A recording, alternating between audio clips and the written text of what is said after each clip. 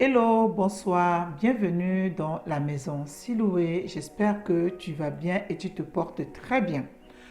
Alors, pour aujourd'hui, nous allons parler de l'abandon dans le foyer. L'homme qui abandonne sa femme dans le foyer. L'abandon de la femme dans le foyer.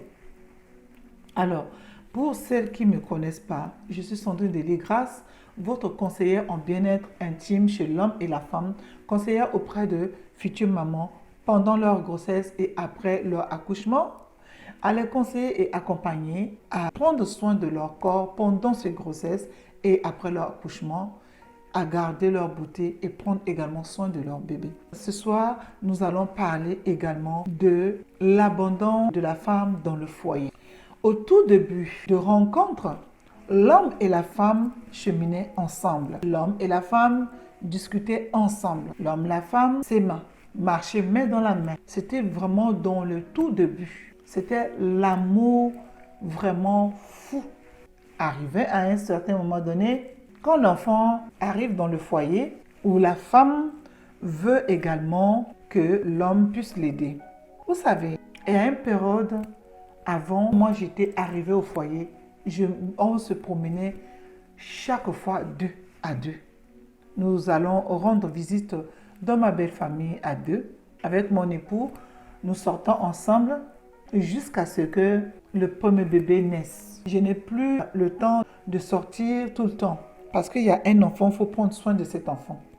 Parce qu'il y a un enfant, je ne peux pas aller tout le temps dehors avec cet enfant. Au tout début, comme mon époux voulait sortir, je lui parlais également, non, on a des enfants, on ne peut pas tout le temps, on a un bébé, on ne peut pas tout le temps amener ce bébé ailleurs et aller rester, papoter, faire de bruit.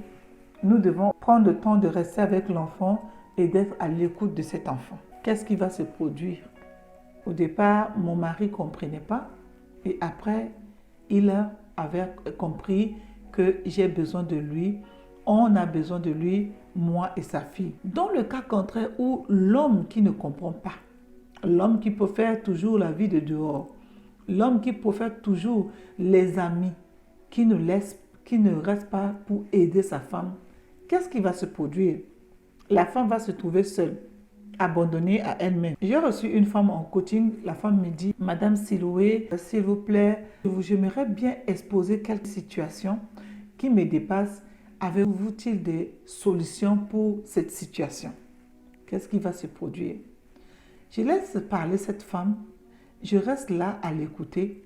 Mais quand elle parlait, je revoyais moi avant. Heureusement pour moi, cet homme est un homme compréhensif, est un homme qui était à l'écoute. Mais dans la condition de la dame, son homme, pour lui, ce n'est pas un homme, mais c'est un garçon. D'accord? Cet homme, c'était un garçon. Pour lui, la femme devait s'occuper de lui, de l'enfant, et lui allait dehors. Lui allait se promener. Lui allait prendre du plaisir. Lui allait avec les amis. Il rentre le matin, ce n'est pas son problème. Il part le matin, ce n'est pas son problème. Il arrive, il jette ses habits, ce n'est pas son problème. Au fur et à mesure, cette femme était assez rassasiée de ses comportements. Elle était rassasiée de ses comportements.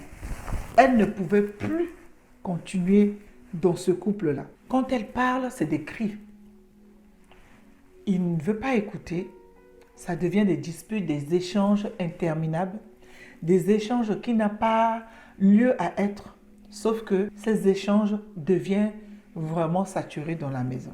Cette femme se sent abandonnée sur le point de faire le burn-out. Il faut qu'il vienne voler seulement cette femme, où il demande vite fait pour que l'enfant ne puisse pas réveiller. Au fur et à mesure, il en avait assez, donc pour lui, il ne voulait pas du tout parler à la femme. Et quand il part dehors, ce n'est pas pour aller courir derrière une femme, mais c'est pour aller prendre des reculs. C'est pourquoi lui allait dans les hôtels pour se reposer. Mais c'est pas parce qu'il n'aime pas sa femme. Il aime bien la femme, mais sa femme, il ne retrouve plus sa femme et Lui, il a peur. Sa femme ne se prend pas soin d'elle, elle ne se lave pas et ainsi de suite. Et je lui ai dit, mais ce n'est pas ça la raison. Si ta femme ne se préoccupe plus d'elle, ça veut dire que la charge de travail à la maison la dépasse. Il faut lui apporter des coups de main.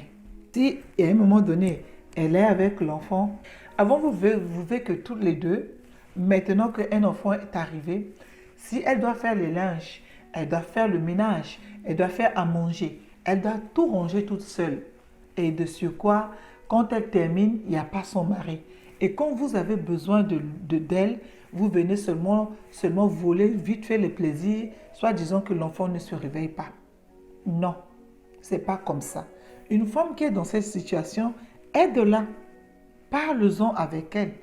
Faites-la sortir au moins. Peut-être elle a aussi besoin de ça, mais elle ne sait pas comment le faire.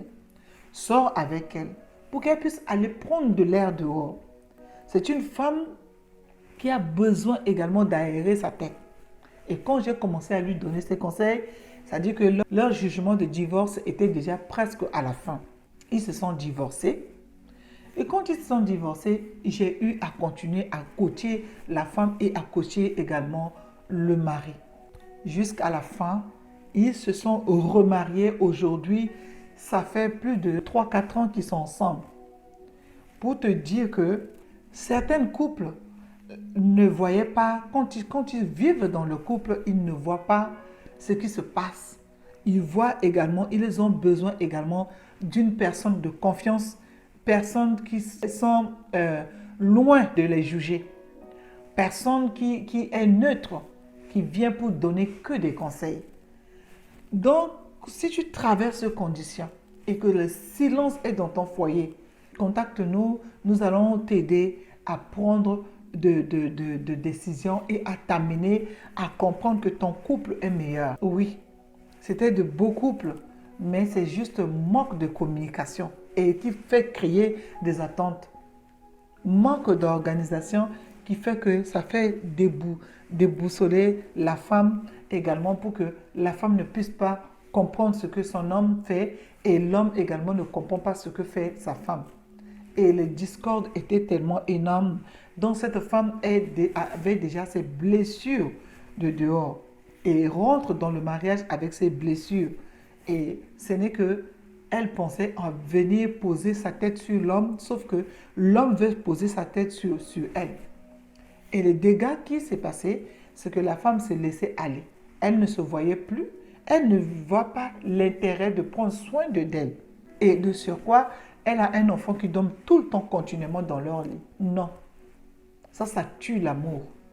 Ça fait que l'amour ne peut pas respirer, ça étouffe l'amour. Si tu es dans ces conditions ou dans ces cas, s'il te plaît, tu peux nous contacter en nous mettant des commentaires pour que tu puisses nous contacter ou de prendre le rendez-vous pour que nous puissions échanger sur ces thématiques.